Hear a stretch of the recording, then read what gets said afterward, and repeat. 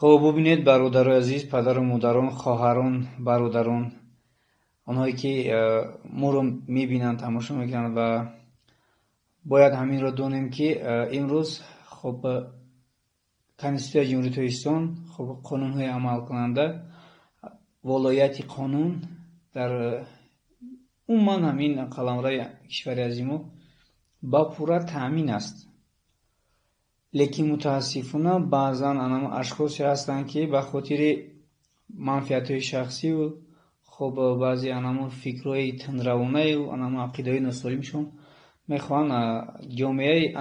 تنج آرام رو خلالدار سازند. این هم باشد در ولایت مختلف خصوصا و درشان که طول چند ماه میشد همه علاقه آگاه هستیم و باید همین رو ما خوب در فکر خودمون جا کنیم که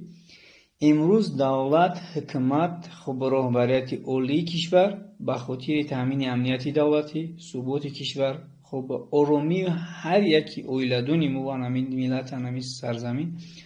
تمامی قوا و نیروی خود را، تمامی امکانیت را صرف کرده هستند. لیکن بعضا کورنمکانی هستند، بعضا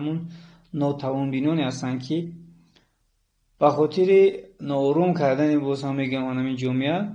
تمامی کارهای وحشانیت غیر قانونی و جنایتکاریت دست میزنند.